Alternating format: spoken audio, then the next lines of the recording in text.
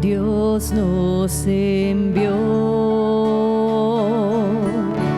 a su Hijo Cristo. Él es la luz, paz y perdón. Vivió y murió por mi pecado. Vacía está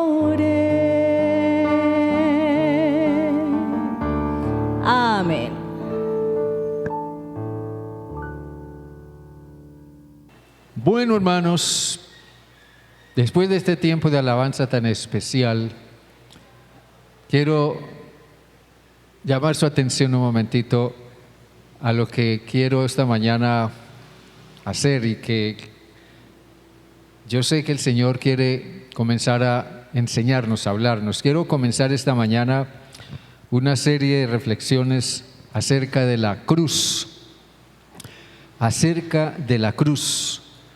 y esto nos va a llevar algunos domingos. Y en la medida en que vayamos avanzando, usted va a ir dándose cuenta por qué quiero que reflexionemos acerca de la cruz y sobre todo acerca del hecho de la cruz. En el himno Viste tú, es un himno que de pronto aquí poco conocemos, pero que está en el himnario bautista. La primera estrofa del himno comienza diciendo: ¿viste tú cuando en la cruz murió? ¿Viste tú cuando en la cruz murió? ¿Viste tú cuando en la cruz murió? Y luego el coro dice: oh, hay veces que al pensarlo tiemblo, tiemblo, tiemblo.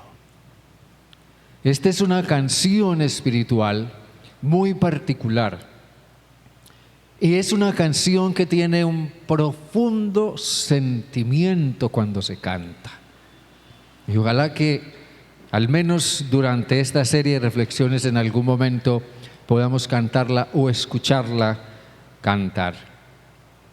Y esta mañana yo quiero hablar primeramente acerca del arrepentimiento y la conversión, porque a lo largo de estos próximos domingos voy a estar enfocando diferentes temas que tienen una profunda raíz o una profunda relación con la cruz. Y esta mañana quiero que hablemos, que pensemos acerca del arrepentimiento y la conversión a la luz del hecho de la cruz. Pero primero déjenme orar, por favor. Dios bueno, esta mañana te alabamos y te damos gracias por permitirnos llegar hasta esta hora del día. Gracias por el tiempo de la enseñanza, la alabanza y este tiempo de compañerismo y de encuentro con tu palabra. Padre, en tus manos estamos. Guíanos por tu Santo Espíritu en esta reflexión, que sea tu palabra hablando a cada uno de nosotros, a nuestros corazones, y que tu palabra haga en nosotros lo que tú quieres y que no vuelva a ti vacía. En el nombre de Jesús te lo ruego, Padre. Amén y amén. El arrepentimiento y la conversión, algo que quizás nosotros en alguna forma conocemos o tenemos alguna idea o lo hemos experimentado, pero sea como fuere, el arrepentimiento y la conversión son dos pilares esenciales en la experiencia cristiana. Son dos pilares esenciales. Cuando hablamos de arrepentimiento, tiene que ver con la mente, con nuestra manera de pensar. Y significa que comenzamos en un momento dado a pensar diferente. Cambiamos radicalmente de idea. Pero también cuando pensamos en la conversión, estamos pensando en un camino que estamos siguiendo, en un estilo de vida. Pero en un momento dado algo o alguien nos detiene, nuestra manera de pensar cambia y por ende cambia también nuestro camino. Entonces damos media vuelta y reiniciamos un camino completamente nuevo. El arrepentimiento y la conversión son dos cosas que van de la mano. Una cosa incluye o conduce a la otra necesariamente. Pero la pregunta es, ¿cómo se ven desde la perspectiva de la cruz? ¿Cómo se ven el arrepentimiento y la conversión desde la perspectiva de la cruz? Jesús siempre habló de la cruz. Jesús siempre advirtió que la cruz era absolutamente imprescindible, imposible de evitar. Y que solamente por medio de la cruz y de lo que habría de suceder en ella, sería posible salvar a la raza humana. Que no habría otro camino, no habría otra manera, sino solo a través de la cruz. ¿Qué pasa cuando consideramos y pensamos seriamente en la cruz? A veces es preocupante ver personas en las iglesias cristianas que pareciera que no pensaran seriamente en la cruz. ¿Qué tan seriamente piensa usted, medita usted en la cruz? Déjenme decirles esto. Cuando nuestra alma lucha, ¿con qué lucha su alma? ¿O no tiene usted luchas en su alma? ¿O no ha experimentado usted luchas en su alma? Cuando nuestra alma lucha con diferentes cosas, cuando nuestra alma lucha con búsquedas, cosas que buscamos y anhelamos hallar, cuando nuestra alma lucha con dudas profundamente arraigadas en nuestro corazón que no nos dejan tener paz. Cuando nuestra alma lucha con preguntas de fondo, preguntas existenciales a las que queremos hallarles respuesta. Cuando nuestra alma lucha con crisis emocionales o crisis espirituales, crisis en las que no encontramos cómo resolver las cosas que nos atormentan, o cuando nuestra alma lucha con culpas. Demasiada gente lucha con culpas más de lo que nosotros pudiéramos imaginar. Tal vez usted sea una persona que esté luchando con sus propias culpas. Pero la verdad es que la cruz nos ofrece una salida. La cruz nos ofrece una respuesta. La cruz nos ofrece una solución. Y esto lo hemos vivido, lo hemos visto demasiadas veces en la experiencia de muchas personas, porque es en lo que se apoya la narrativa, toda la narrativa del Nuevo Testamento. Algo habría de suceder en la cruz cuando Jesús dijo: y yo, si fuere levantado de la tierra, a todos atraeré a mí mismo. Entonces la pregunta que surge aquí es: ¿qué es lo que hay en la cruz que atrae tan poderosamente y transforma a las personas?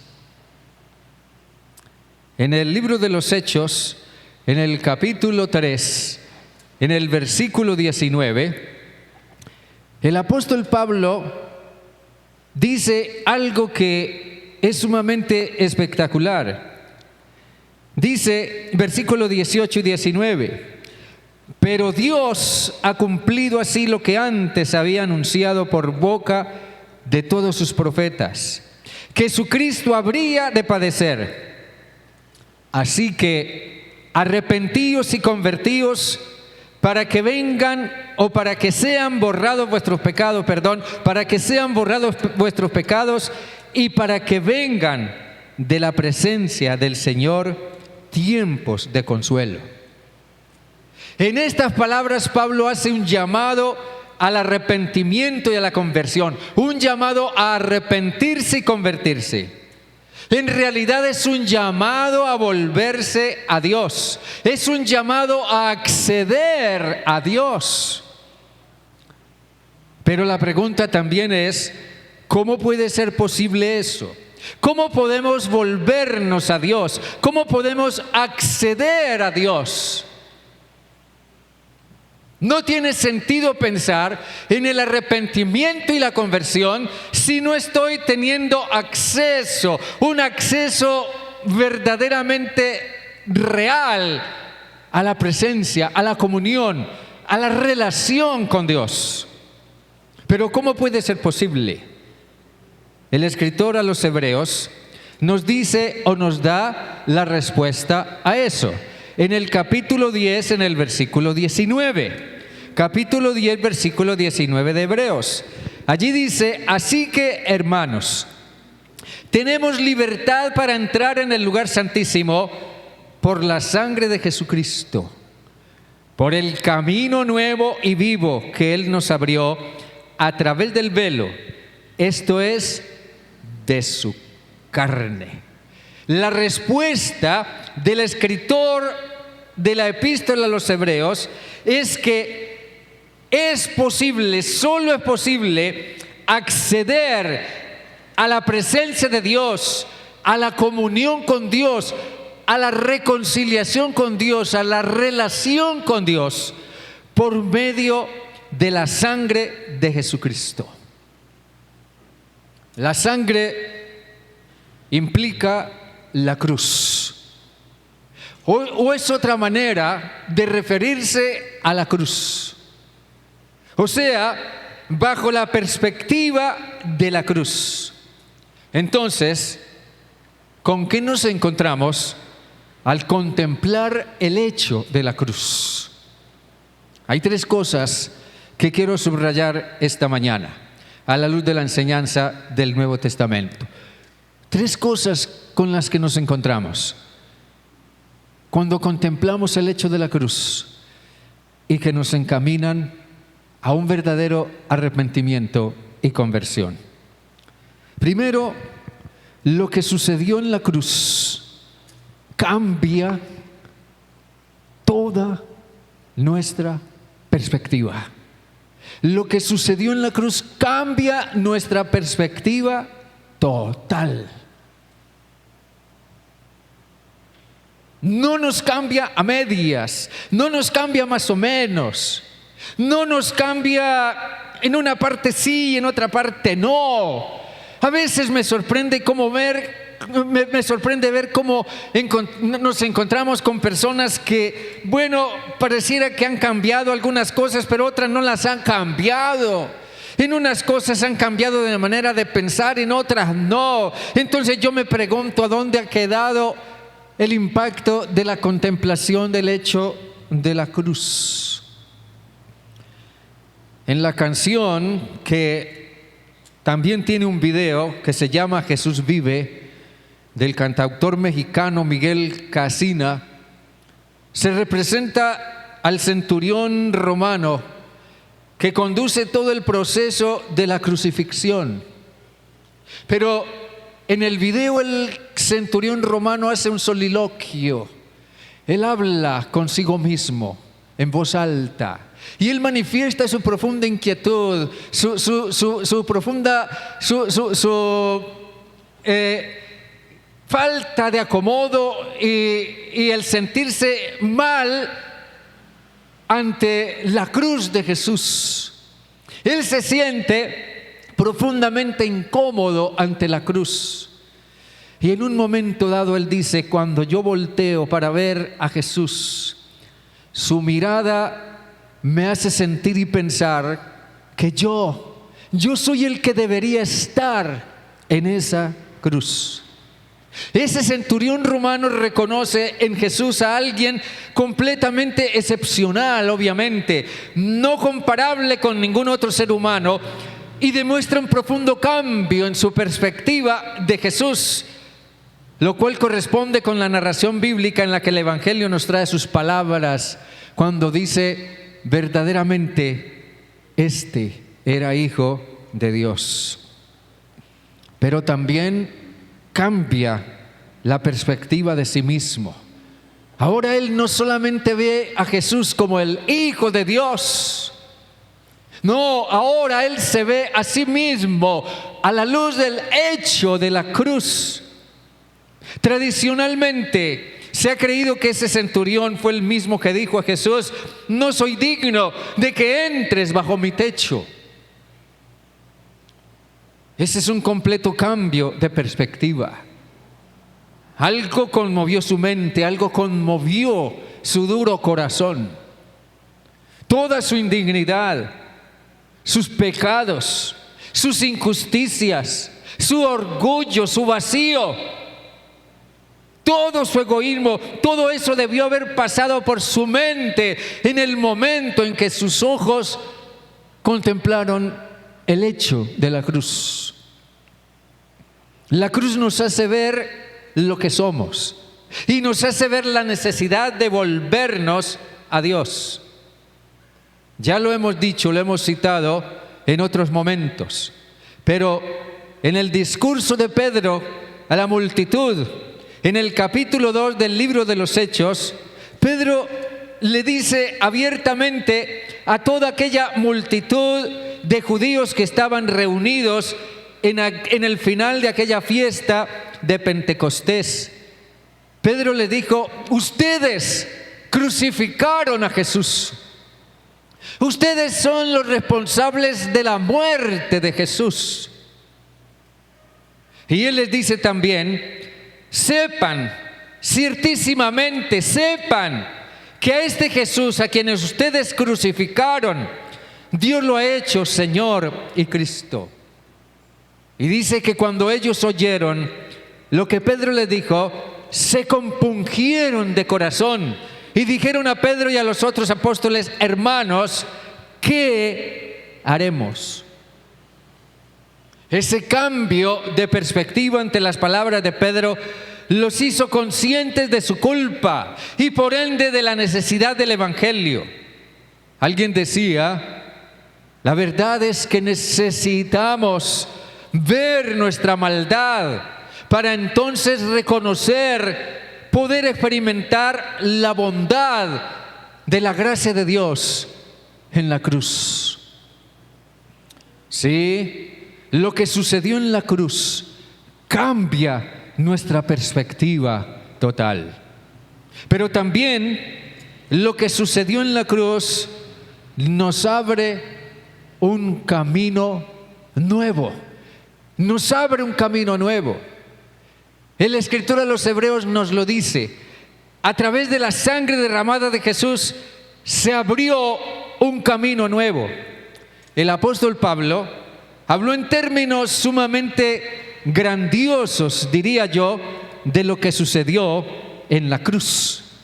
Miren nomás el texto ahí en las pantallas. Allí Pablo está diciendo: y a vosotros estando muertos en pecados y en la incircuncisión de vuestra carne, os dio vida juntamente con él, perdonándoos todos los pecados, anulando el acta de los decretos que había contra nosotros, que nos era contraria, quitándola del medio y clavándola en la cruz. Yo no sé si usted ha oído hablar del corredor de la muerte. El corredor de la muerte en algunas cárceles extremas en los Estados Unidos es el pabellón donde están los condenados a muerte esperando su ejecución. Y Pablo está diciendo que nosotros todos estábamos condenados a muerte. Estábamos en el corredor de la muerte y no había esperanza para nosotros. Había un documento, un acta, un decreto que nos acusaba y que definitivamente nos condenaba a muerte. Pero Pablo dice que el acta, esa acta de los decretos que había contra nosotros fue anulada. La quitó de en medio y la clavó en la cruz. Pablo está diciendo: nuestra deuda, su deuda, mi deuda, la deuda de todos fue pagada. Teníamos una deuda con Dios. Jesús sugirió eso cuando enseñó a sus discípulos a orar. Él les dijo: cuando ustedes oren, entre otras cosas, pidan, perdónanos nuestras deudas. Cuando oren, pidan, perdónennos, Padre, perdónanos nuestras deudas. Dentro de la cultura religiosa del pueblo de Israel del tiempo de Jesús, el término deudas era, o nuestras deudas, esa expresión era usada comúnmente con el significado de culpas o pecados personales cometidos. Se entendía que cuando pecamos, adquirimos una deuda con Dios. Ahora Pablo habla del acta, del pagaré que había en nuestra contra. Teníamos una deuda con Dios. Y ese pagaré, esa acta que teníamos en nuestra contra, nos acusaba y también nos dejaba bien claro que la deuda que teníamos con Dios era absolutamente impagable. Dentro de esa cultura religiosa pero vacía, era esencial orar porque ese perdón por esas deudas llegara, porque hubiera una manera de encontrar ese perdón, porque mucha gente vivía con la carga de sus culpas. Y una muestra de eso fue el paralítico que trajeron ante Jesús. Lo bajaron por el techo tendido en una camilla, completamente paralizado. Pero solo bastó que Jesús le dijera: ten ánimo, hijo, tus pecados te son perdonados. Aquel hombre había llegado a esa situación por causa de sus culpas sin resolver. Y así como estaba él, estaba toda la sociedad. La culpa es real. La culpa es absolutamente real. Pero ¿hasta dónde realmente sentimos la culpa? Yo les digo sinceramente, nosotros tendríamos menos personas suicidándose. Tendríamos menos personas deprimiéndose, tendríamos menos personas en los psiquiátricos si miráramos a la cruz, si resolviéramos nuestras culpas y nuestras cargas en la cruz. Pablo dice que el acta fue anulada completamente. Entonces, lo que pasó en la cruz es que nuestra deuda fue pagada. Y el acta de cobro fue anulada y la condena fue revocada. Y Jesús lo proclamó desde la cruz cuando dijo: todo está consumado. Amén, hermanos. ¿Cómo podemos nosotros interpretar ese hecho? Pablo dice que la paga del pecado es la muerte. La paga del pecado es la muerte. Y él se refiere a la muerte eterna. Pero también dijo Pablo, la dádiva de Dios es vida eterna en Cristo Jesús. Y eso tiene que ver con una eternidad con Dios. Eso significa que yo puedo dormir tranquilo esta noche o no, dependiendo de cuál de las dos opciones elija. Y yo les diría, o les preguntaría, ¿quién no dormiría tranquilo sabiendo que una deuda impagable le fue anulada? Con una deuda cancelada o anulada, nuestra vida se abre a nuevas posibilidades. El paralítico perdonado escuchó las palabras de Jesús: ten ánimo, hijo, tus pecados te son perdonados. Y más luego Jesús le dijo: toma tu camilla, levántate y anda, y vete a tu casa.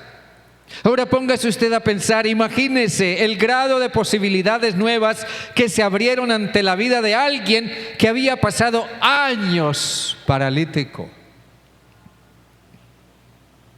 Sí, lo que sucedió en la cruz nos abre un camino nuevo. Pero en tercer lugar, el volverse a Dios es posible por lo que sucedió en la cruz. El volverse a Dios es posible por lo que sucedió en la cruz. Si nos volvemos a Dios es por el impacto de la cruz en nuestra alma. Es muy conocida la historia, la anécdota aquella, no sé si usted la conoce, de un joven atleta que fue criado como ateo. Y él estaba entrenando para capacitarse adecuadamente en saltos ornamentales a nivel olímpico. La única influencia religiosa que él había recibido en su vida le había llegado a través de un amigo cristiano, pero el deportista le prestaba muy poca atención a lo que él llamaba, entre comillas, los sermones de su amigo, aunque los escuchaba con frecuencia. Pero una noche él fue a la piscina de la universidad a la que pertenecía. Las luces estaban todas apagadas, pero como la noche estaba clara y la luna brillaba y había suficiente luz para practicar, él decidió hacerlo sin encender la luz. El joven se subió al trampolín más alto de la piscina y en el momento en que volvió la espalda hacia la piscina y extendió sus brazos al filo de la rampa del trampolín, él comenzó a ver su propia sombra en la pared del frente. Y la sombra de su cuerpo tenía la forma exacta de una cruz. Él se sintió tan sorprendido por esta imagen que de inmediato pasaron por su mente todas las cosas que su amigo le había dicho acerca de Cristo, acerca del pecado, acerca de arrepentirse, acerca de convertirse. Todo eso pasó a través de su mente y taladró profundamente su corazón, al punto de que en lugar de saltar, lentamente se arrodilló en la misma rampa, en el mismo trampolín, y finalmente le pidió a Jesús que entrara en su vida. Mientras él estaba allí orando, el personal de limpieza ingresó y encendió las luces para darse cuenta de que la piscina estaba completamente vacía. Nos volveremos a Dios cuando realmente comprendamos lo que sucedió en la cruz y nos veamos a nosotros mismos allí en la cruz. Muchas personas dicen haberse vuelto a Dios, y eso yo no lo puedo juzgar, ni me atrevería a juzgarlo de ninguna manera. Pero dicen que se han vuelto a Dios solo porque recibieron un milagro, solo porque vieron en alguna manera algo que Dios hizo en sus vidas, que los sacó de un problema o que los libró de alguna enfermedad o de alguna situación difícil, pero no porque hubieran mirado francamente a la cruz. Se formaron la idea de un Dios milagroso, por eso su experiencia está basada en el milagro, viven de los milagros y siempre andan reclamando milagros. Pero realmente no se han vuelto a Dios porque no se han visto a sí mismos a la luz del hecho de la cruz. Hermanos y amigos, convertirse, arrepentirse y convertirse es mucho más que mostrar entusiasmo por un milagro. Hoy somos parte de una generación que no siente culpa por nada. El rico está bien con su riqueza. El pobre se siente culpable porque no consigue lo que quiere o porque no tiene lo que tiene el rico.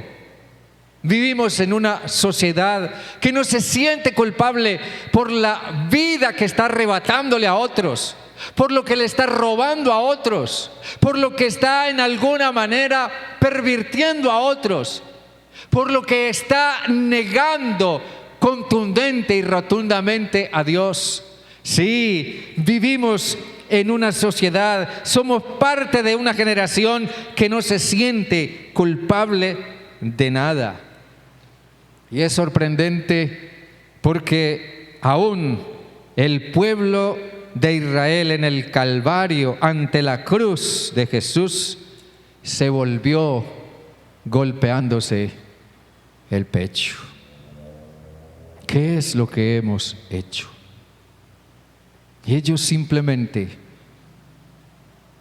se vieron a sí mismos en la cruz. Hermanos queridos, la cruz es el final de todo camino y de toda búsqueda. Yo les diré sinceramente, hace más de 50 años, así que yo soy más viejo de lo que parezco. Hace más de 50 años, yo tuve mi encuentro con Jesús, con su palabra, con el Evangelio. Yo no llegué a la vida cristiana por un milagro de ninguna manera, pero sí llegué a la vida cristiana porque llegué a entender que soy un pecador y que necesitaba de la gracia de Cristo en mi vida. Porque un día comprendí lo que sucedió en la cruz. Y desde que tuve mi encuentro con la cruz de Jesús, estoy en sus caminos de una manera definitiva y nada ha habido que pueda hacerme cambiar de pensar. Yo les diré esto: cuando nos hemos vuelto a Dios de tal manera que nada nos hará cambiar de opinión, en absoluto, pase lo que pase, entonces podremos hablar de que somos verdaderamente salvos por el hecho de la cruz. Amén, hermanos. Dios les bendiga. Dios les bendiga. Estemos de pie, por favor. Dele ese aplauso al Señor. Dele ese aplauso al Señor. Incline su rostro y ore. Y piense en la cruz. Piense en el hecho de la cruz. Ninguno de nosotros está exento de ninguna manera de verse frente al hecho de la cruz. Pero también reconozcamos el privilegio sin igual de que Jesús hubiera ido a la cruz por usted y por mí. Porque si no, habríamos tenido que cumplir la sentencia nosotros mismos. Pero hoy Jesús nos ha salvado. Yo te alabo, Dios, yo te alabo y te doy gracias. Te doy gracias por la cruz. Te doy gracias, como dice un canto que entonamos muchas veces. Gracias por la cruz, oh Dios. Gracias porque allí a la cruz fuiste tú por mí, pero también llevaste mis pecados y me llevaste a mí. Y la deuda que tenía con Dios allí en la cruz fue totalmente cancelada. Hoy puedo tener la seguridad plena de que soy perdonado, de que ya no hay nada, absolutamente nada que tenga que hacer para salvarme.